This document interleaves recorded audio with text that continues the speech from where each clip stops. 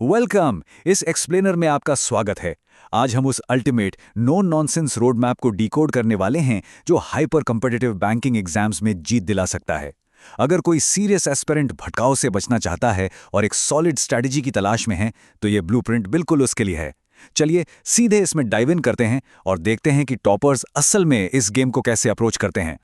आज का एजेंडा बहुत ही क्रिस्प है। शुरुआत करेंगे कड़वी सच्चाई से, फिर देखेंगे 3 महीने का इंटेंसिव रोड मैप, 6 महीने का ट्रांजिशन, डेली एग्जीक्यूशन ब्लूप्रिंट और आखिर में सिलेक्शन पक्का करने वाली मास्टर क्लास मॉक स्ट्रैटेजी। भाग 1, कड़वी सच्चाई यानी सिलेक्शन की असली संभावनाओं को समझना। आखिर हम किस बैटल ग्राउंड में उतर रहे हैं? डेटा काफी चौंकाने वाला है। हर साल बैंकिंग एग्जाम्स में 2 करोड़ से ज्यादा कैंडिडेट्स बैठते हैं, लेकिन सिलेक्शन रेट 1% से भी कम है। सीरियसली 1% से भी कम। ये आंकड़ा डराने के लिए नहीं है, बल्कि ये बताने के लिए है कि यहां सफलता के लिए सिर्फ तेज दिमाग होना ही काफी नहीं है। जो चीज उस 1% को बाकियों से अलग करती है वो है स्ट्रक्चर्ड एग्जीक्यूशन और एक स्मार्ट रणनीति। और इसीलिए ये कोड इस पूरे मेंटरशिप प्रोग्राम का कोर है। इंटेंसिटी से कहीं ज्यादा जरूरी है कंसिस्टेंसी। एक दिन 10 घंटे पढ़कर अगले दिन किताब तक न खोलने से कुछ हासिल नहीं होगा, लेकिन अगर रोजाना सिर्फ 2 घंटे भी पूरी ईमानदारी से दिए जाएं तो वो गेम चेंजर साबित होता है। ये पूरा ब्लूप्रिंट इसी बात पर टिका है कि रोजाना मैदान में डटे रहना है। अब आते हैं भाग 2 पर, 3 महीने का इंटेंसिव रोड मैप, जहां पूरा का पूरा फोकस सिर्फ प्रीलिम्स क्रैक करने पर होगा। एक एक्सपर्ट मेंटर के नजरिए से अगर इस विजुअल स्टडी प्लान को देखें तो प्रोग्रेस बहुत ही स्ट्रिक्ट होनी चाहिए। पहला महीना पूरी तरह से फाउंडेशन बिल्डिंग के लिए है, यानी बेसिक्स और कैलकुलेशन। दूसरा महीना आता है जहां इन्हीं बेसिक्स को स्पीड और एक्यूरेसी में कन्वर्ट करना होता है। और तीसरा महीना ये कंसोलिडेशन और रेडीनेस का वक्त है। यहां सीखी हुई हर चीज को इस तरह समेटना है कि मॉक टेस्ट में 70+ का स्कोर एक पक्की आदत बन जाए। यहाँ पहले महीने के हर एक हफ्ते को बहुत ही बारीकी से बांटा गया है।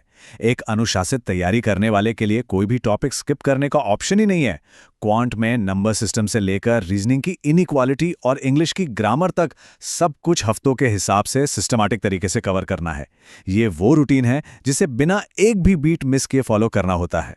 लेकिन जो लोग सिर्फ प्रीलिम्स नहीं बल्कि फाइनल सिलेक्शन का सोच रहे हैं, उनके लिए भाग 3 बेहद अहम है। 6 महीने का ट्रांजिशन यानी मेंस की ओर कदम बढ़ाना। यहां अप्रोच में एक बहुत ही ड्रामेटिक शिफ्ट देखने को मिलता है। तीसरे महीने में जहां सारा फोकस रैपिड फायर प्रीलिम्स मॉक्स, जाने पहचाने टॉपिक्स के रिवीजन और 70+ के टारगेट पर था, वहीं चौथे और 5वें महीने में गियर पूरी तरह से बदल जाता है। अब तैयारी बहुत डीप हो जाती है। मेंस लेवल की integrated problem solving, descriptive writing, advanced DI और एकदम गहन आर्थिक करंट अफेयर्स। ये वो फेज है जहां असल में ऑफिसर्स तैयार होते हैं। तो चलिए भाग 4 पर नजर डालते हैं, डेली एग्जीक्यूशन ब्लूप्रिंट।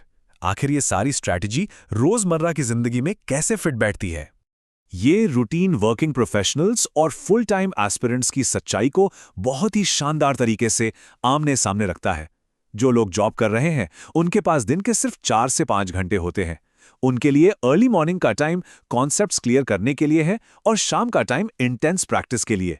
वहीं दूसरी तरफ एक फुल टाइम एस्पिरेंट के पास 8 से 10 घंटे होते हैं, जिन्हें वो कोर सब्जेक्ट्स के लिए 2-2 घंटे की डीप ब्लॉक्स में बांट सकता है और डेली मॉक टेस्ट्स का पूरा फायदा उठा सकता है।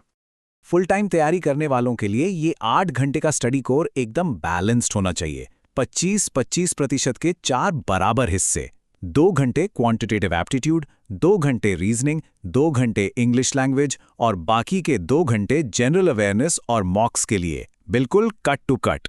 इस तरीके से कोई भी सब्जेक्ट पीछे नहीं छूटता और हर टॉपिक को दिमाग में सेट होने का पूरा टाइम मिलता है। और अब हम आ गए हैं इस एक्सप्लेनर के सबसे क्लाइमैक्स वाले हिस्से पर। भाग 5, मास्टर क्लास मॉक रणनीति।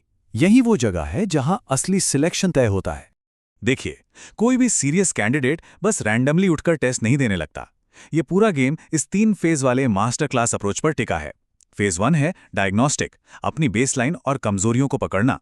फेज 2 है इंप्रूवमेंट, जहां एक्यूरेसी ट्रैक होती है और 2 घंटे का कड़ा एनालिसिस होता है।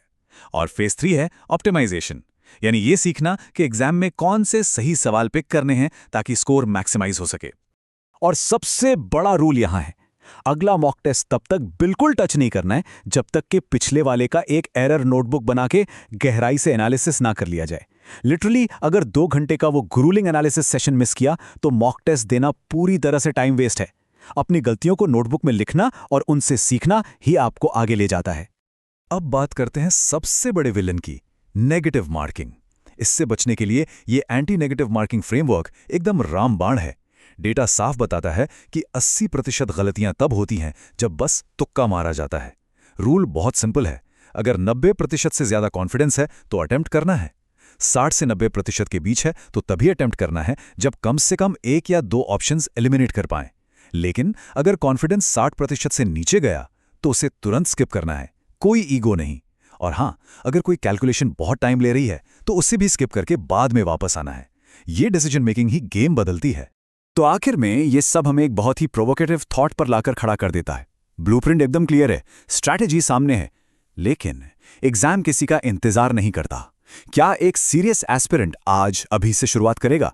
क्योंकि यही वो एक्शन है जो उस 1% को बाकी भीड़ से हमेशा के लिए अलग कर देता है। इस एक्सप्लेनर में हमारे साथ जुड़ने के लिए बहुत बहुत धन्यवाद।